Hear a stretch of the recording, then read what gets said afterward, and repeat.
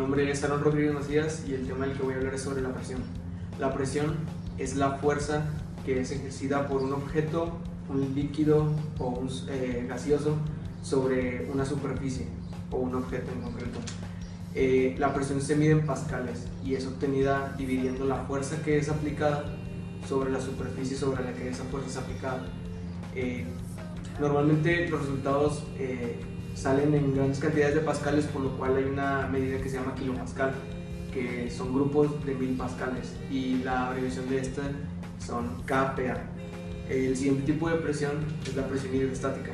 Esta presión es la fuerza de presión que ejerce un fluido sobre un objeto que está sumergido en él.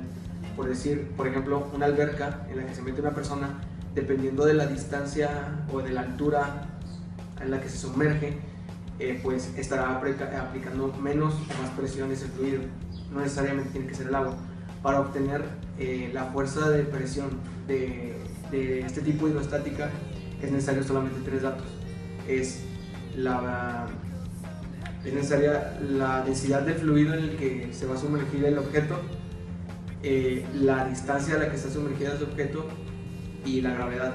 Solo se tienen que multiplicar esos 3 datos y inmediatamente sale en pascales la presión hidrostática. O sea, es más concretamente en un punto exacto, a una cierta profundidad, qué tanta presión es aplicada sobre algo. El último tipo de presión es la presión atmosférica, que es la fuerza que ejerce la atmósfera o el aire, que está compuesto de ciertos gases, sobre la superficie terrestre o bien sobre los cuerpos que estén sobre ella. Esta presión es de 1.013 por 10 a la 5 pascales, y esa fuerza es la que ejerce la atmósfera sobre el nivel del mar. O sea, entre más alto esté el lugar en donde estés al nivel del mar, menos presión atmosférica hay, y entre más por debajo estés, más es la presión. O sea, entre más cerca del núcleo se esté, más es la presión, ya que hay más cantidad de materia arriba de ti, ya sea aire simplemente, que está compuesto de gases que a fin de cuentas crean más presión, o con mayor razón si estás en el mar y empiezas a nadar hacia el fondo, el agua crea aún más presión, y es el último tipo de presión. Mi nombre es Enrique Zacarías y voy a hablar sobre la dilatación o expansión. Hay 2 tipos de ella, que es la volumétrica y la lineal. Empezaremos por la lineal, que es aquella en donde varía una sola de las dimensiones de un cuerpo, ya sea el largo, el ancho o su altura, debido a su aumento de temperatura, a una variación de esta. Para calcular esta variación utilizamos la siguiente fórmula, en donde multiplicamos el coeficiente de dilatación térmica lineal por la longitud inicial por la variación de la temperatura. ¿Cómo obtenemos esta variación de temperatura? Lo que hacemos es restar la temperatura final menos la temperatura inicial.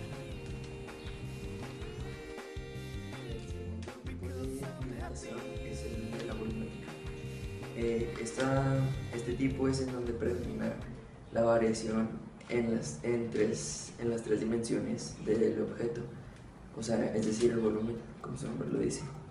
Para calcular esta variación utilizamos la siguiente fórmula, en donde multiplicamos el coeficiente de dilatación volumétrica, que es 3 veces el coeficiente de dilatación lineal, y multiplicamos por el volumen inicial por la variación de la temperatura, que lo acabo de explicar en el tipo anterior. Una forma de analizar estos tipos de dilatación con ejemplos, en el primero sería con unas barras de aluminio en las cuales se someten a un incremento de temperatura, y después podemos observar que la barra aumenta su longitud, y en la de la dilatación volumétrica podemos analizarlo mediante el ejemplo de los cubos de hielo, ya que al sacarlos del refrigerador podemos observar que sobrepasan los límites de la hielera y por eso tenemos que hacer una especie de impresión para poder sacarlos. Mi nombre es Leslie Torres y yo les voy a hablar sobre la energía eléctrica. Bueno, la energía es producida por diferentes tipos, que es la energía nuclear, la energía térmica y la hidroeléctrica. Bueno, la energía eléctrica tiene algo llamado partículas elementales, que son 3: electrones, neutrones y protones.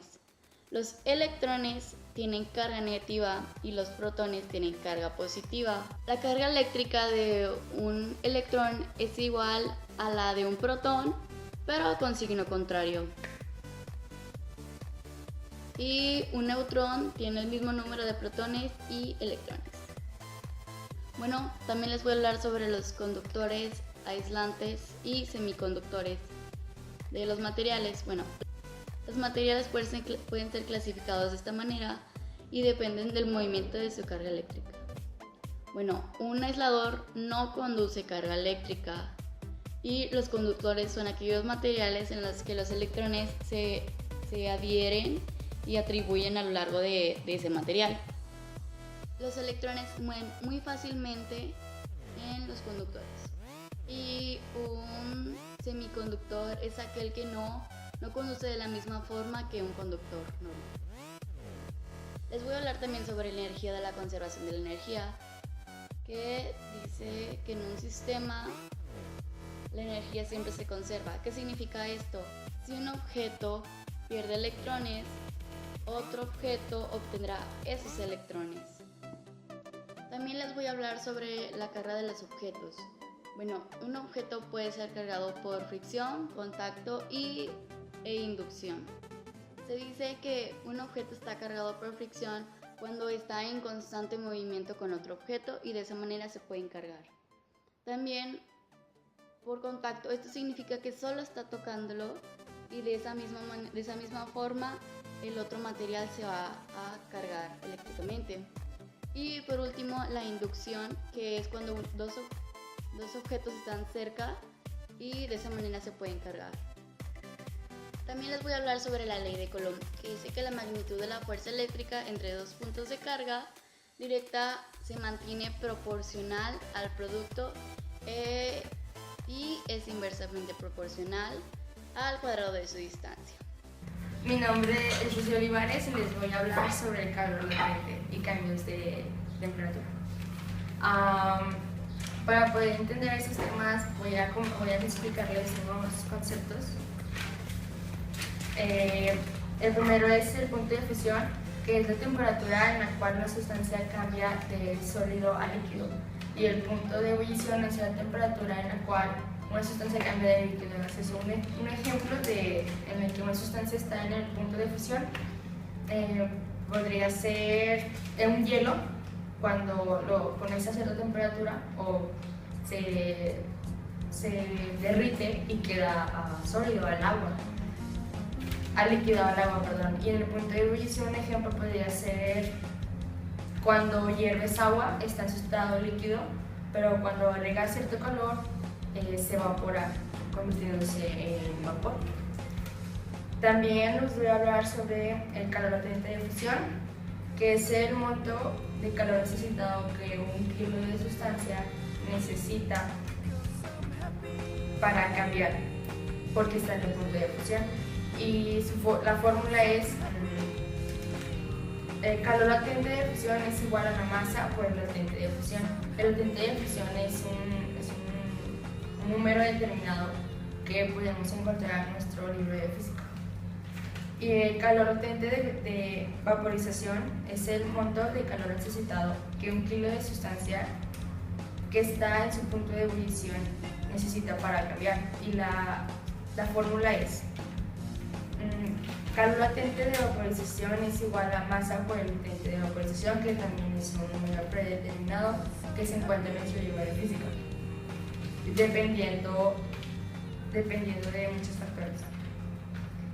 Y en lo que una sustancia puede cambiar de fase, eso requiere de cierto monto de calor. Entonces, eso es lo que producirá el rompimiento y permitirá la liberación de las moléculas para poder pasar a otra fase. Para calcular este calor transferido tenemos una fórmula que es el calor transferido es igual a más o menos masa por latente.